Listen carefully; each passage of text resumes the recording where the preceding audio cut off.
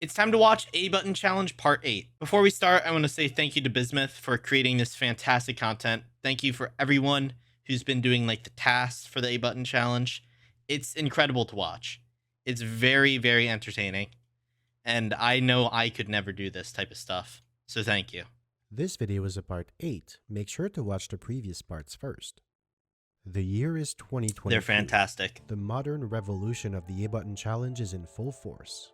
The A press count, once frozen at 19. I think last time I predicted what would happen, so I'll try again. All I know is there's something called like bully battery or something. And I honestly have no idea how it works, but I think it's a thing.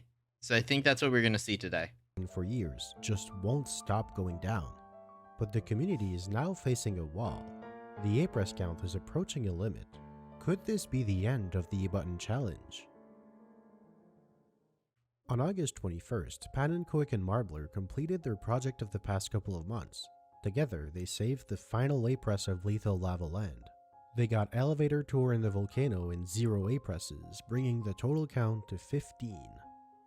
First of all, why is this star problematic? Well, because of the final It's really boss high of up. the A Button Challenge, a pole. There's no way to get off this pole without falling down or jumping. While it is possible to reach the other star in a volcano in no A presses, the two platforms are too far apart and a long jump is required to cross that gap. Instead, Mario will gain height another way, using a familiar method in a completely new context. Let's reminisce the mechanics of spawning displacement. The reason it works I like is because spawning Mario's displacement by a moving platform is based on the state at the end of the previous frame, effectively causing platforms to move Mario for one extra frame after he leaves them. If that displacement is rotational, when the new map loads and the platform gets replaced with a new object, because Mario is very far from that new object, the rotation is applied over a much longer distance and Mario is moved significantly.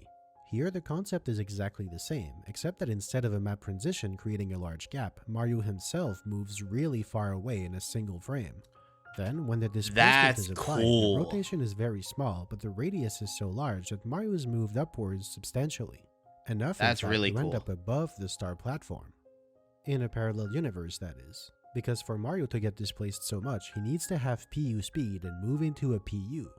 Now the question becomes, how can Mario be on a rotating platform on one frame and then a PU on the next? This is where things get complicated. To get our answer, let's break down the 26-hour task step by step. Mario begins by pushing. That's crazy! That's so much time put into a task. That's incredible. This community is insane and I love it. Bully into the lava and running into it. This interrupts the death animation of the bully, which leaves it stuck below the floor. Since there's no more floor under this, the bully is out of bounds. Just like the bob-omb in Tick-Tock Clock, it gets stuck alternating between two positions. As a side note, for visual clarity, the bully will often be represented in a superposition. Just keep in mind this isn't actually the case, the bully is merely alternating between the two. This state is particularly interesting because it keeps the bully's speed frozen. Even though the bully itself is out of bounds, its hitbox sticks out of the lava just enough that Mario can still collide with it. If Mario runs into the bully perpendicularly to its movement, he transfers some of his momentum to the bully, adding a tiny bit to its speed.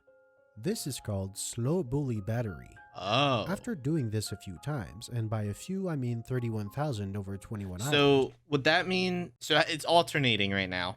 So every time he hits it and transfers some speed to it, does the gap between the two animations get wider? I think that's how it works, if I understood it correctly. The bully now has 4,000 speed.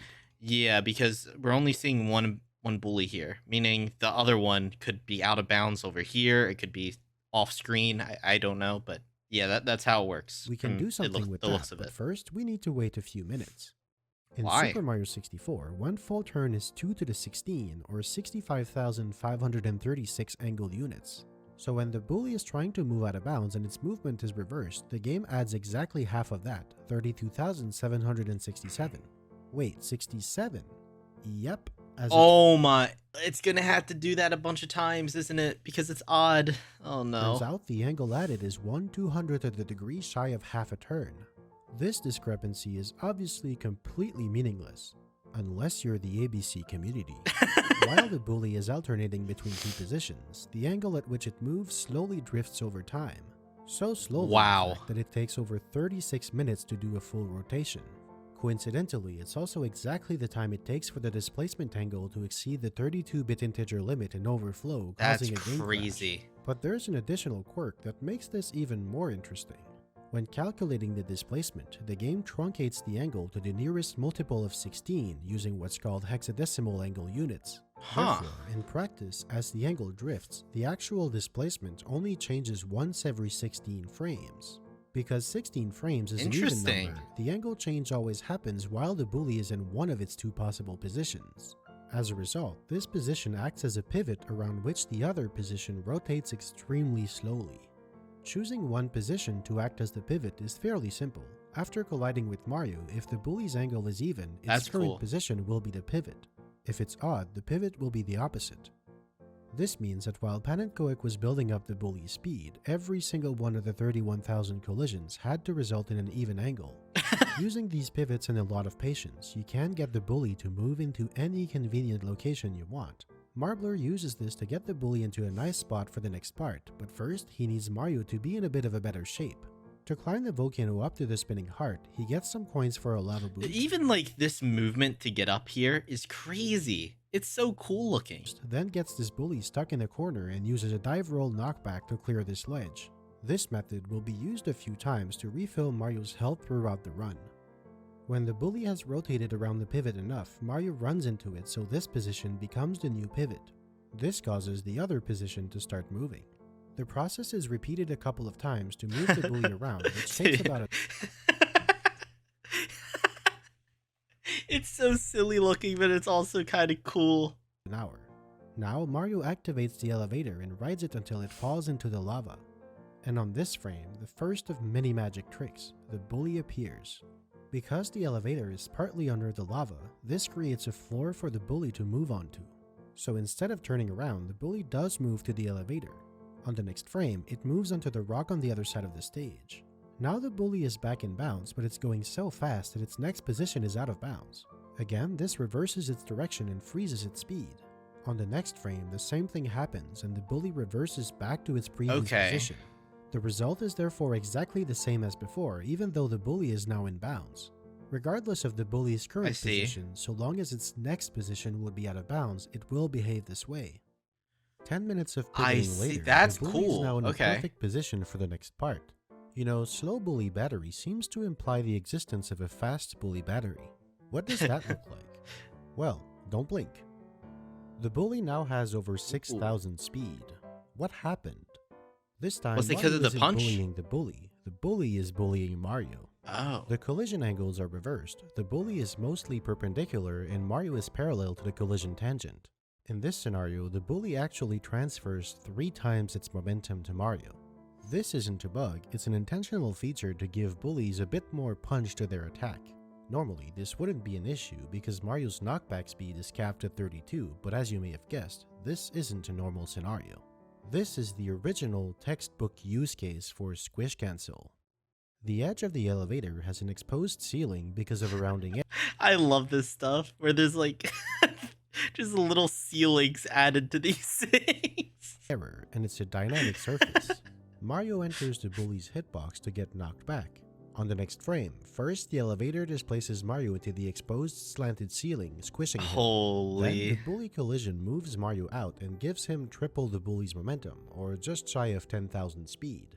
Before the game processes the knockback speed cap, the squish bush, now disjointed because of the bully collision, moves Mario here where he ends the frame. Since he left the ceiling, the squish cancel is complete.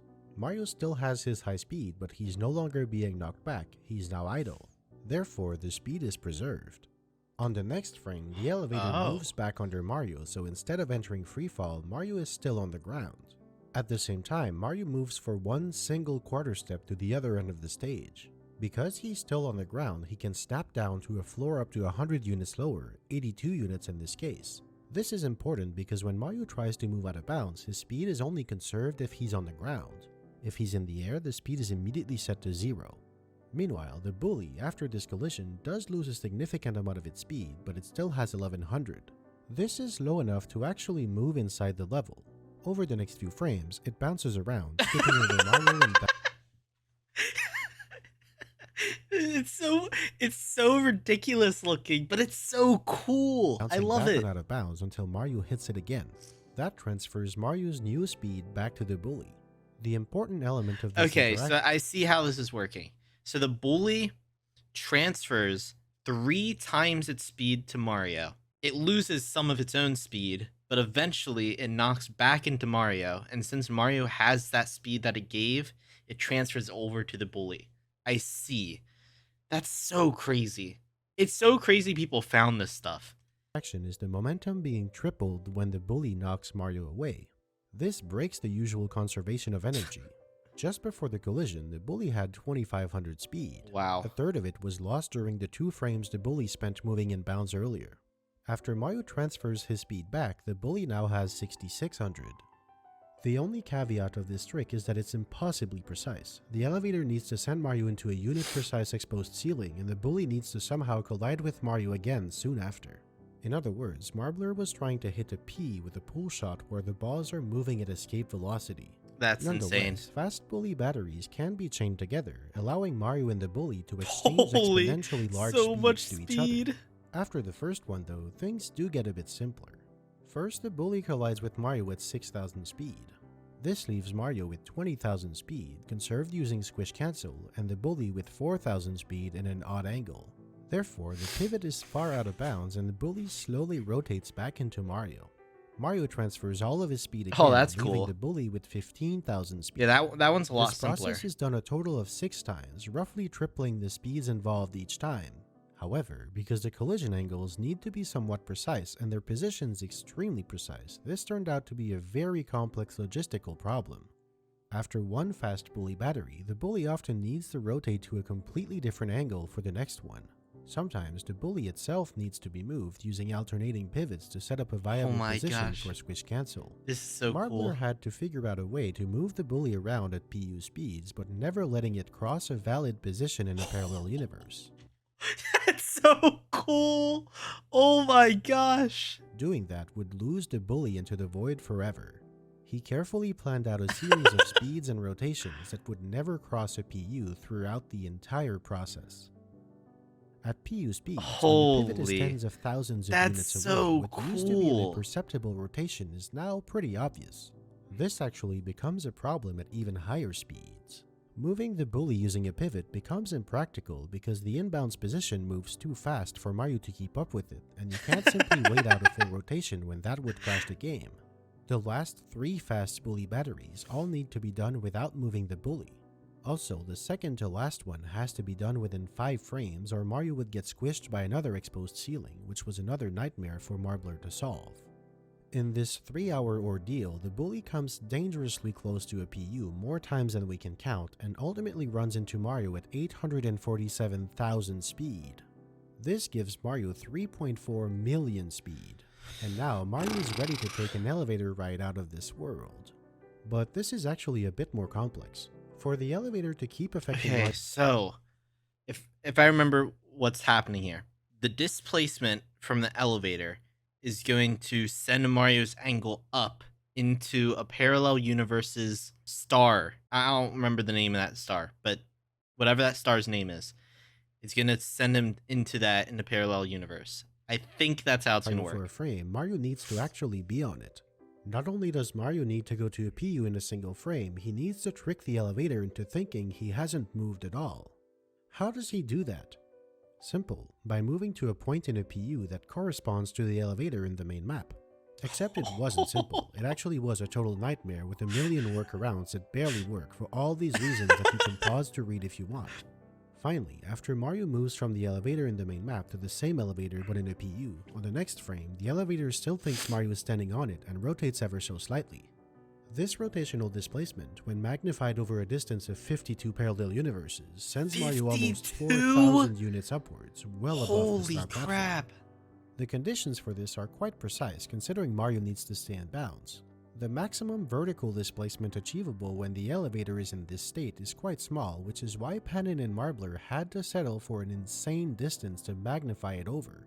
Yeah. This causes the horizontal displacement to be problematic. There was no way to have the elevator move Mario up far enough without also flinging him far out of bounds. They solved this problem by making the elevator move Mario an entire PU over. Now Mario is a bit too high, about 500 units above the star platform. To correct that, after a bit of speed adjustment, Pan and Quick had to make Mario fall down quite a bit. That fall takes 20 frames Oh and my, moves that's Mario so by cool. 975 parallel universes. And now, all that's left is to navigate back in bounds. Pan and Quick moves 624 PUs in the x-axis and 96 on the z-axis, and finally 352 PUs x and 44 PUs z back to the main map. Collecting the star is trivial. Reaching the star was not. That's so cool. Let's back up a bit on the timeline to That is April 19th, so 2022. Tic-Tac Clock's AAA press save was being heavily worked on, and it was looking more and more likely by the day. On that night, DS273 and Marbler were in a voice chat. The subject of Stomp on the Thwomp soon being down to a single A press came up. What about saving that last A press? Marbler and DS273 were laughing at even suggesting such a thing. First of all, that jump is probably the single A press that gets the most work done. It skips going up these boxes, these treadmills, and of course the Thwomp itself. They had no Stardance clip left, no preset hope, no pendulums, and one bob-omb from all the way at the bottom of the clock. Needless to say, it was never going to happen, and they had a good laugh about it. The next day, Marbler set out to demonstrate how infeasible this idea was by going through each step and showing precisely why it couldn't be done. He came to the conclusion that in total there were 8 problematic points. 2 here, 3 here, and finally getting on top of the Thwomp. Most of these could theoretically be solved with a Stardance clip, but proving that is useless. You can't just spawn 700 coin stars. But then, Marbler looked closer at each failure point, and the closer he looked, the more answers he found. First, the pole platform. Wait, which uses the so this Marbler guy spent a whole day writing up why it's impossible just to figure out it might be possible. That's hilarious. only available Stardance clip. This in itself is a problem, because it means the method to get past the pole with its use of a star and a fire clone is a one-time use. For a 0A press strategy to have any kind of a chance of being possible, there would need to be a way to climb up and down the pole to set up hopes for cloning. It was time for Mario to do away with non-renewable height sources. This is the crux of the issue. With the amount of obstacles on the way up the clock, the problem becomes very similar to what Bowser in the Sky used to be, a very long deconstructed Goomba bridge. Except this time it was bob-ombs, coins, and fire clones, and this time instead of casually walking around Bowser in the Sky, every single step involved repeating the madness-inducing nonsense to get past the pole in no A presses. Every single time. The elevator platform could theoretically be reached from below using a dive recover, a fire bounce, and a misalignment. Unfortunately, despite this wall having an open corner, it's not pointing away from the origin, therefore no misalignment exists. But if instead a bloated bob-omb could snap to Mario's position and push him into that corner, it could possibly push him completely through the wall hitboxes and into the floor beyond. This diagonal is 141 units. A maximum-sized bloated bob-omb pushes Mario by 149 units. On paper, this could actually work. In practice, well, that's another story. Where would that bob-omb that magically snaps to Mario's position even come from? The 4,000 unit sphere would need to intersect this minuscule spot in a way that Mario can enter it here without touching it at any earlier time. With only 8 units of leeway, right? Like the bomb could be within 8 units diagonally to that. What bob-omb Wow. would that even be? Currently, the only 2 bob-ombs are already in use. Well, it turns out both of these questions can be answered at once using pause buffered hit stun. When Mario grabs a bob-omb, it's always placed 100 units in front of Mario, regardless of where the hope is. This allows Mario to do a bob-omb glide despite the hope still being disjointed. This comes within 1 frame of failing, but it does get Mario across without updating the hope. Then the bob-omb is released back to the hope, which remember is out of bounds across the clock. By some absolute miracle, with a very slight modification to its exact position, the same hope used to cross this gap and to retrieve the bob-omb past the pole can also perfectly intersect this open corner. Wow. This lets Mario reuse the same bob-omb to get pushed completely past the wall hitboxes and into the floor hitbox, bypassing the use of Stardance clip. This groundbreaking discovery had 2 huge implications. First, the Stardance clip was freed up to be used somewhere else, higher up in the clock. But crucially, there was now nothing preventing Mario from making multiple trips up and down the pole. Well, almost nothing. Oh There no. were just 5 little hurdles to get over. There's 5 hurdles. First, Mario also needs a repeatable way of getting off the pole. Thankfully, after the first trip up, he can lure this heave-ho to get stuck in just the right spot to have it fling Mario from the pole directly onto the elevator above. Wow. How convenient. That is convenient. Now for the second problem. The setup to clip this corner was extremely precise and required a fire clone, but remember, fire clones can only be interacted with once. Each trip up the pole adds one more fire clone, and they all need to be in different positions for Mario to be able to touch them individually. Contrarily to Goombas, which can be as close to each other as possible, fire clones need to be at least 37 units away from each other to be usable. The elevator can only take up a limited set of positions, so the possible heights Mario could achieve were also limited in the same way. Isn't it crazy how intricate this game is? This game was made so many years ago, and there's so many little like details in like the code that just makes things like this possible. All things considered, It's so a maximum cool. of 21 trips up the pole were theoretically possible with this method. The third issue is between the Hope and the Squish Cancel ground pound chain. Remember, the old position was just barely far enough away to allow for the strategy to be possible in the first place. Sadly, this new required Hope was incompatible. It prompted SJMHRP to revisit the Squish Cancel ground pound chain and find a completely new method.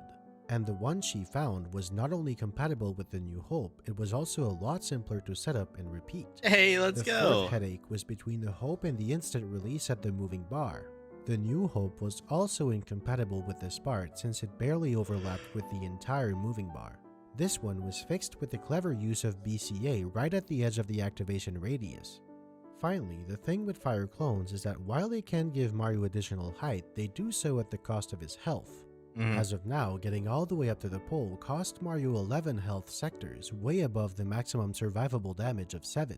While theoretically, coin clones could be used along the way to refill some of that missing health, they would need at least 4 per trip, which would be unbelievably annoying to set up.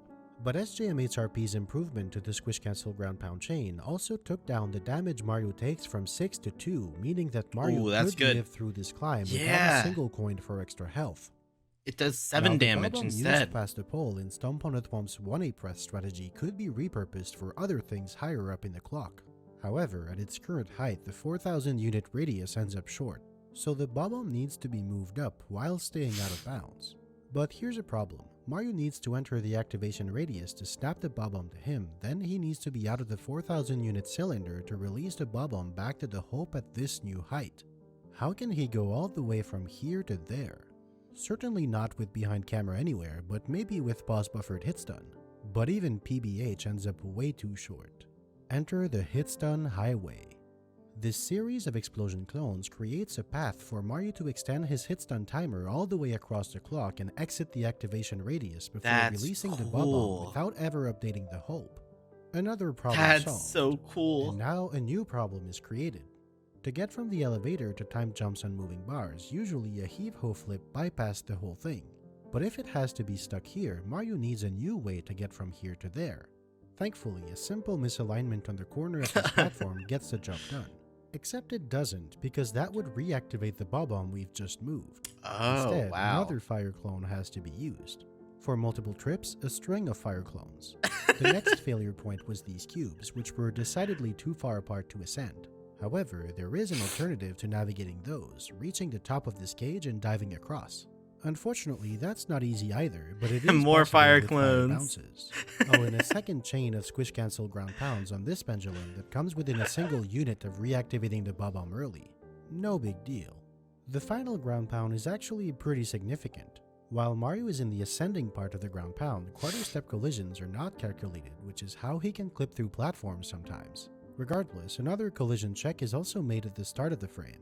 But there's a key difference in the hitbox shape used for those checks. Instead of using the air movement hitboxes, it uses the ground movement hitbox, which is narrower at the top. Because it's narrower, it happens to miss Mario on this frame. On the next frame, because the moving bar is springing out fast enough, the hitbox skips over Mario entirely. As Mario starts to fall back down, he meets the side of the moving bar, which pushes him out. But because that would push him into a ceiling, the movement is cancelled and Mario stays put. After collisions with walls are handled, collisions with floors are next on the list, so Mario lands on top of the moving bar. To get up on this walkway, Wow. there was no misalignment. It wasn't anywhere near the bob-omb activation radius. There was nothing to work with. This is where the Star Dance clip would have to be used, which means everything further up can only be accessed once, so better make it count. And make it count, Marbler did. The first treadmill step can be approached in two different ways. The first is somehow getting 324 units of height to reach a misalignment, which can only be done with a Star Dance clip. The second is to reach it from the walkway instead, which is just a little bit too far away to be possible. But what about this bob-omb that we placed out of bounds at around the height of the pole? You guessed it, its activation radius just so happens to now be perfectly placed to snap the bob-omb back to Mario right here, which pushes him into the 1 unit misalignment Oh my and snaps him up gosh. to the treadmill.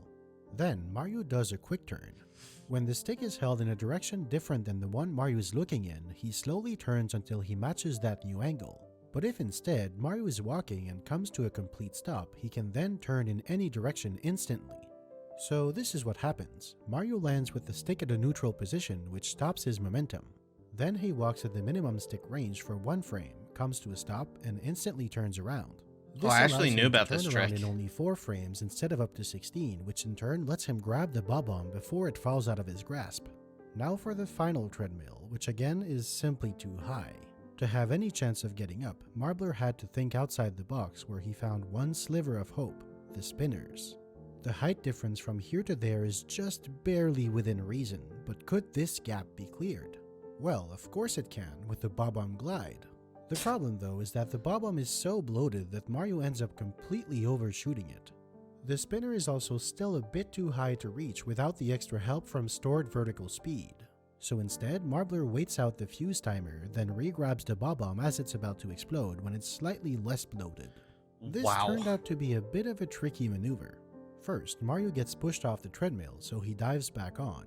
On the next frame, he does a dive recover, which has to be pause buffered because it's another B press on 2 consecutive frames. Because the end of the treadmill is so steep, after 1 quarter step, Mario immediately lands again, which stores a vertical speed of 26.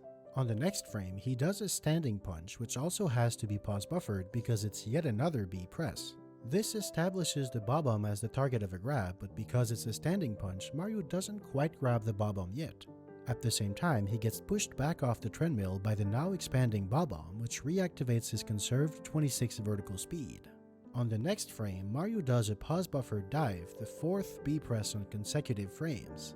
This makes him grab the bob-omb instantly because it's already the target of a grab, and also makes him land on the treadmill again, this time with 22 vertical speed. At this point, the bob-omb pushes Mario back off the treadmill where he enters freefall while hands-free holding. His stored vertical speed carries him up and a ground pound covers the rest. Wow. But it's just not quite enough to Oh, land still square not on the quite. spinner. That's a handful of units too far to reach because the sidewall of the spinner prevents landing on the corner. At least it would, except there's a sliver of floor 1 unit wide sticking out of the wall hitbox, which allows Mario to land safely on the spinner. Staying on the spinner is also a bit tricky, but it is doable thanks to the bob-omb still pushing Mario back and keeping him on the steep slope long enough. It's After this insane. section, It's the rest so is a piece of cool. cake until the thwomp.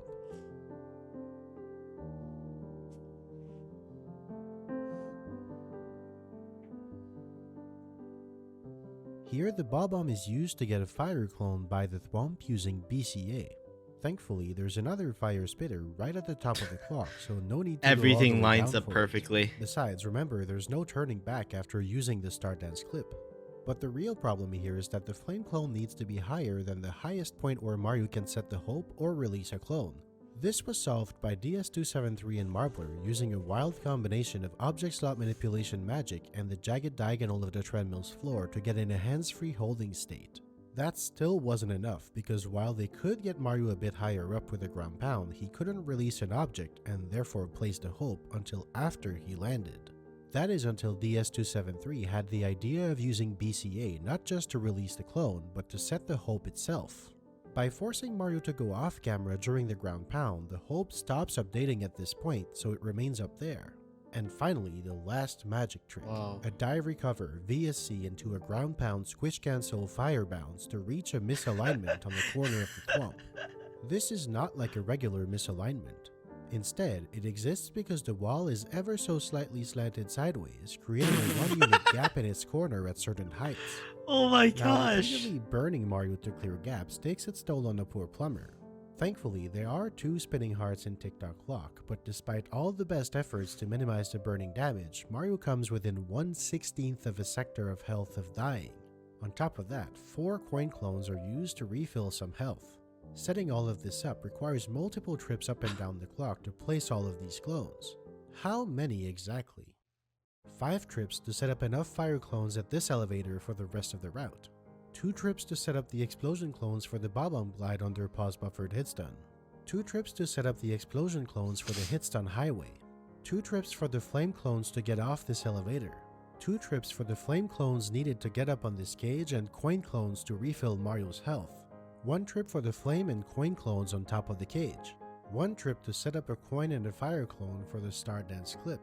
1 more trip to set up a flame clone here because the way the Bob-omb is sent to the out of bounds hope for the last time prevents Mario from manipulating the heave hoe into throwing him directly on the elevator. It's possible to get on the elevator with at least 128 units of height, excluding 128. A dive recover gives Mario precisely 128 units of height, so it's not enough, hence the use of 1 more fire clone. Wow. And finally, a 17th trip up the clock where Mario sets up 2 Bob-ombs out of bounds. That's He insane. climbs up with the squish cancel ground pound chain. He snaps 1 Bob-omb to his position and crosses the gap under pause buffered hitstun to avoid updating the hope. He climbs up to the pole by snapping that same Bob-omb to him again and clipping into the floor of the pole platform. He snaps the other Bob-omb to him and uses a pause buffered hitstun highway to carry it across the map without updating the out of bounds hope. He gets flung next to the elevator and flame bounces onto it. He hits another fire clone to cross this gap. He rides this pendulum up, does a final squish cancel ground pound chain up to the cage, flame bounces up to the top.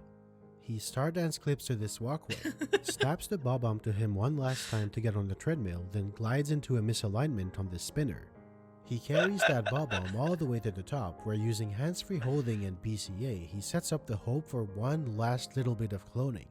Finally, he completes the star with VSC, a ground pound squish cancel, a fire bounce, and a misalignment to get on top of the thwomp. At last, Tick-Tock Clock is A-press free. Tick-Tock. That's so insane to think. Tick-Tock Clock is the most vertical stage in the game, and it's A-press free. That's insane. Clock is conquered. At least on paper. Wait, no! Every piece of the puzzle has been figured out and proven possible, but an A-press save is only truly proven when there's a proper task that pieces it all together in one fluid motion.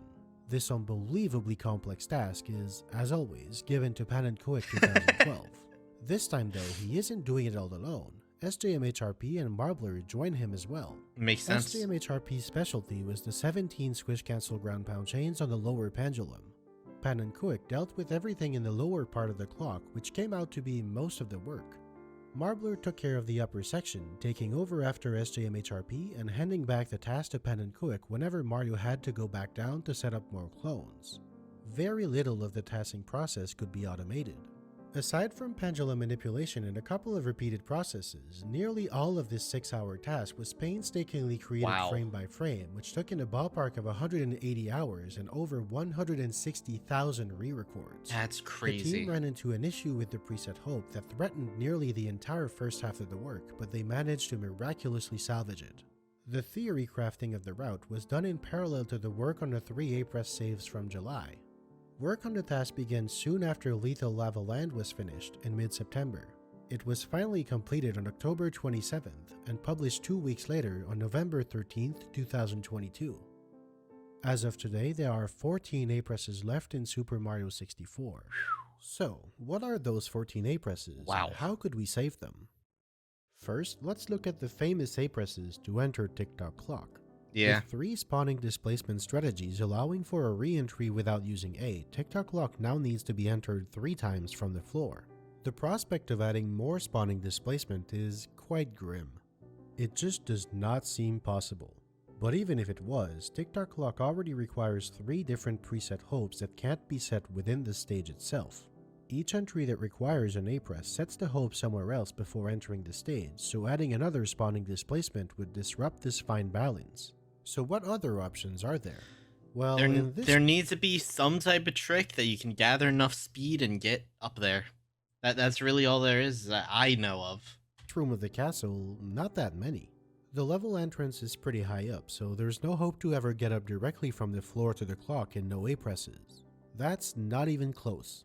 The only possible avenue would be to reach it from the path to Bowser in the sky. Unfortunately, to have any chance of that, Mario would need at least about 90 speed. With nothing useful to work with, that's well beyond the maximum speed attainable. For now, these 3 A presses are looking pretty solid. Similarly, also in this room is a pair of twin A presses, one to go to Rainbow Ride and one to go to Wing Mario over the rainbow. Again, the outlook is bleak. 90 speed would suffice, but it's still nowhere near feasible.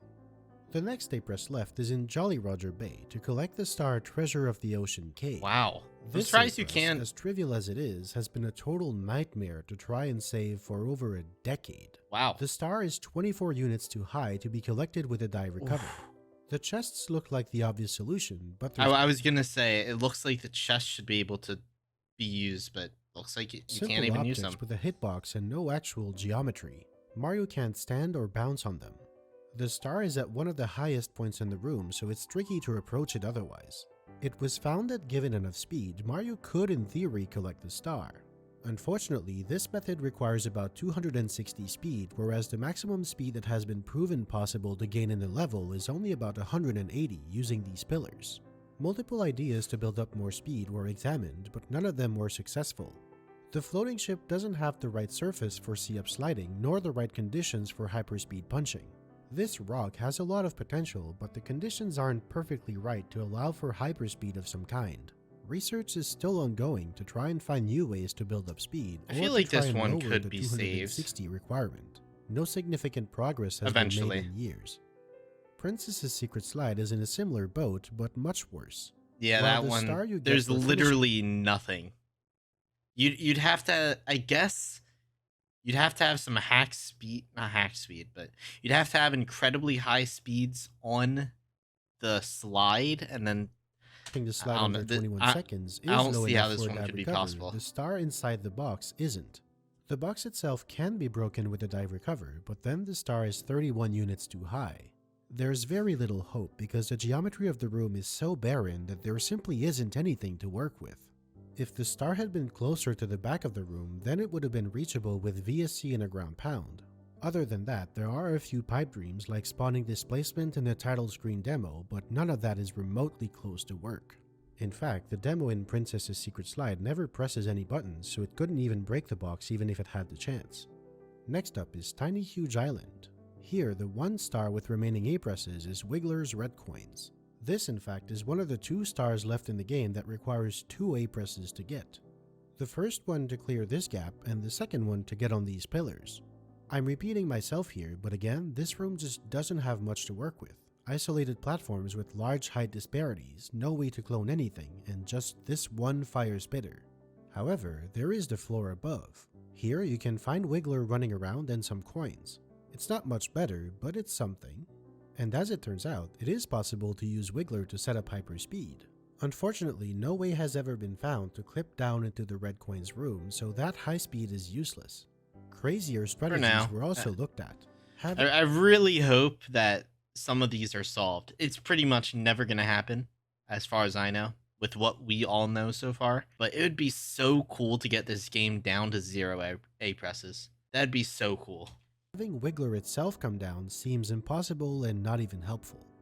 A star dance clip could be good, if not for the only available coins being in unhelpful locations, the need for a flame clone which is impossible, and for the 100 coin star already being required to reach the mainland in the first place.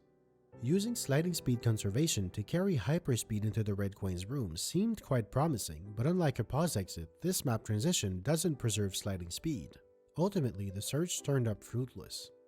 The second star with 2 remaining A presses is Wing Mario over the rainbow. And here, we've got the most solid A press in the entire game. You can't fly without an A press. Oh yeah. Mario can start flying in only 3 ways, with a triple jump, a cannon shot, or in this one specific exception if he starts the level already flying. Due to the nature of this level, collecting all the red coins without flying is unimaginable. So of the 14 A presses left, this is by far the one that's the most absolutely sure to never be saved. Yeah. With that in mind though, there have been some ideas thrown around to at least reduce the star to a single cannon shot instead of 2. The problem here is pretty simple. From the start of the stage, you need to go to the bottom of the level to talk to the pink Bob-omb and activate the cannons. The lowest cannon is too low and too weak to shoot Mario all the way up to the top of the stage, so one shot from the high cannon is also required for a total of 2 A presses. Note that entering the level takes 1 A press by itself, so you can't open the cannons and re-enter the stage. The only way would be by dying, but there's no way to take damage without an A press from this spot. Even assuming you could re-enter the stage with the cannons already open, only the lowest cannon is accessible without an A press anyway. There's one more glimmer of hope. When Mario is flying against the edge of the map, he's actually able to build up speed. Unfortunately, the speed at which Mario accelerates with this method is much too slow, and the wing cap has a limited timer. On top of that, the timer can't be refreshed because Mario can't break boxes while flying unless he's flying very slowly. Therefore, there's no way to build up meaningful speed because you'd constantly need to give up all that speed to refresh your flying timer. Another level with 2 A presses is Shifting Sand Land. Here though, it's just 1 A press but repeated on 2 different stars to get out of the elevator for Inside the Ancient Pyramid and Pyramid Puzzle. The elevator is particularly annoying because its walls are just 7 units too high for a dive recover to clear them. There's also the option of climbing the entire pyramid, which sounds terrible but surprisingly doesn't look too bad. After a precise knockback bounce to warp past this pole and a Stardance clip to get up to here, things are looking up. But then all hope is lost when Mario faces another pole. With no warp available, no helpful knockback source, and no way to clone anything, this A press seems unavoidable. Specifically for Inside the Ancient Pyramid, things look even worse. A second A press is needed to reach the star, although a Stardance clip has been shown to work. Of course, you can only have one Stardance clip at once. The pole A press also serves to get on top of this grindle and clear the next ledge. Without that jump, this little step just barely too high for a dive recover would have to be cleared using an amp clip. These amps are unique. Instead of going in a circle, they chase Mario. This corner is just barely close enough to make an amp appear. With the clever lure, it shocks Mario and he grabs the ledge, just like a Stardance clip. Theoretically, an amp clip could also get Mario up to the star, but it doesn't work. In short, the amp might not go that high up, and it won't stay this far from its home long enough for a double amp clip. But regardless, the problem is the pole. Without a way to get past the pole, nothing matters. There is, however, one remote possibility involving iRocks. If an iRock is about to pound the ground but it starts its movement while already touching the ground, it can shoot upwards into infinity. This idea has some potential, but outside of hacking its position, the iRock has never been made to enter this state. Even if it did though, it rises so fast that Mario would clip through it instead of being carried up. Last but not least, this is perhaps the most infamous A press of them all, the pole in Bowser in the Fire Sea. From the very beginning, Tyler Caney's primary focus was to make a 70-star run in 0 A presses a reality. For over 7 years, this 1 A press has been the only barrier between him and his goal. Even worse, it is actually possible to get past the pole, but only on the Wii Virtual Console. But the fact that it's an emulated re-release and its incompatibility with the Japanese N64 exclusive glitches have always tarnished a 0 A press full game run in the minds of Tyler Caney and the ABC community. A blueprint to make it possible on Nintendo 64 has been in the works for years and years, but several hurdles remain. The idea is actually similar to the Lethal Lava Land strategy. It consists of supplying thousands of speed to one or more bullies, then using squish cancel and the rotational displacement of one of these platforms to send Mario up as he travels to a parallel universe. When he comes back, he's now past a pole. The setup is a bit more complex than in Lethal Lava Land. Here's a rundown of how it works. I'll give you time to read it. It boils down to this problem. The platform rotates because of Mario's weight on it. As such, the rotational displacement applied to Mario is almost always going to be negative. Getting a positive displacement from this platform requires a sudden burst of speed that isn't possible to achieve with normal movement. The only currently known way to do it would need 3 different bullies, all hovering at ludicrous speeds and pinpoint precise positions. Only there's a single bully down here, so this cannot work. This theoretical solution was created after years of work by Tyler Caney. He did it by hacking the speed and position of each bully, and its purpose is to serve as a demonstration that the idea of a PU speed squish cancel upwarp in Bowser in the Fire Sea can work on paper given the right conditions.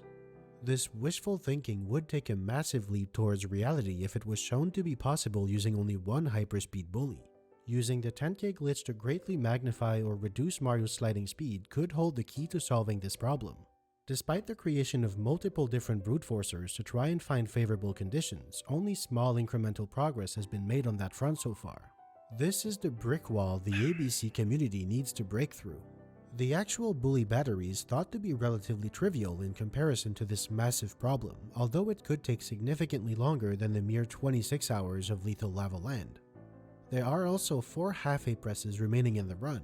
1 for Watch for Rolling Rocks to use elevators with PU speed, 2 in Dire Docks to swim with the shell for cloning, and 1 for Get a Hand to kick the wall to set up spawning displacement.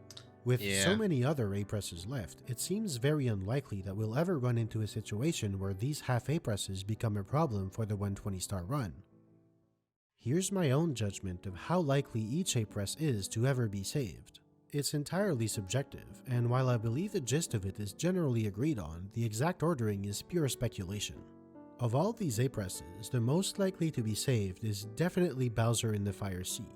A long way behind would be Jolly Roger Bay, then Shifting Sand Land, and the second cannon of Wing Mario Over the Rainbow. Even less likely would be one of the 2 A-presses in Tiny Huge Island, followed by all of the stage entries, with a slight favor towards Tick-Tock Clock.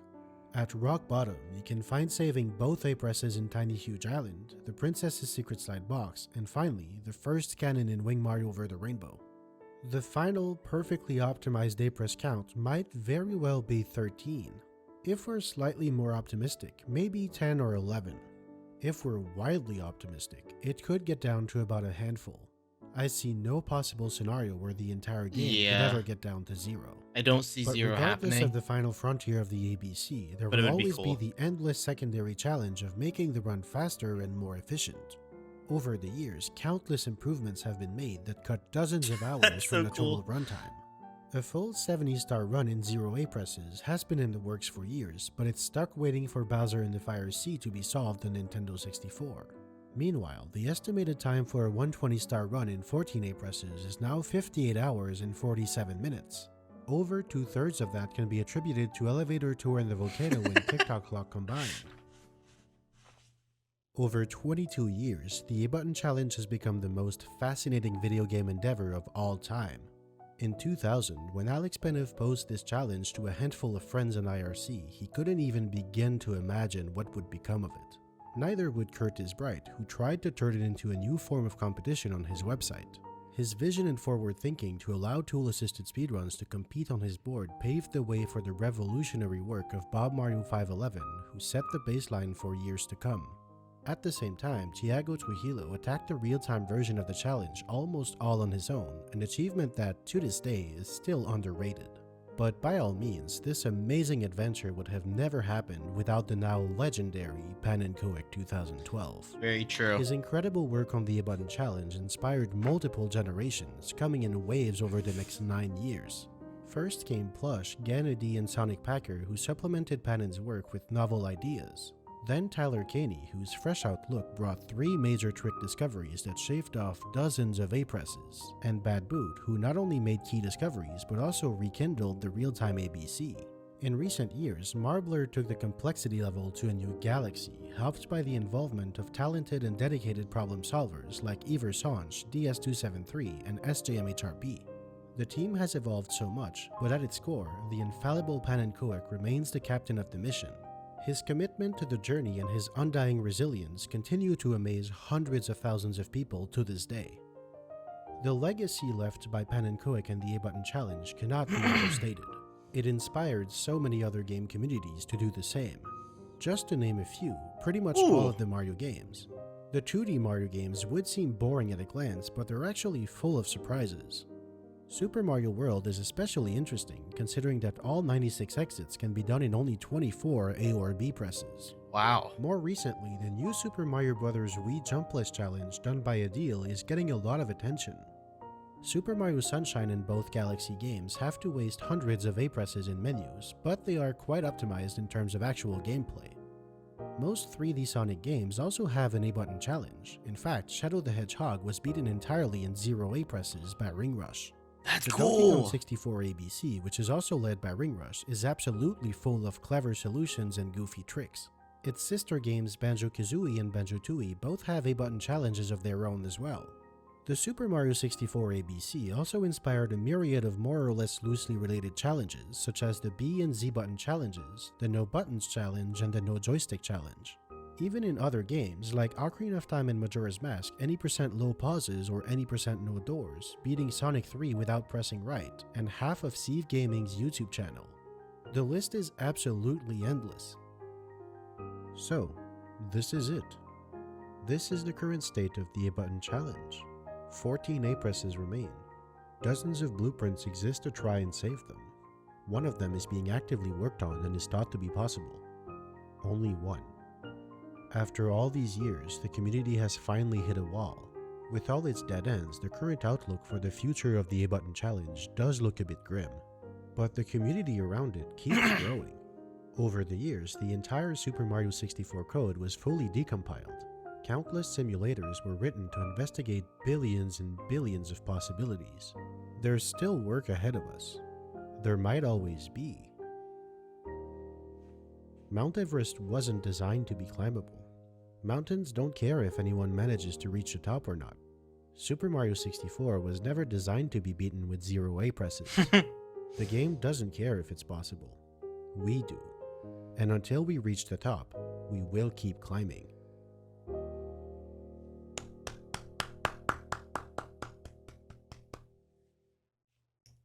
Wow.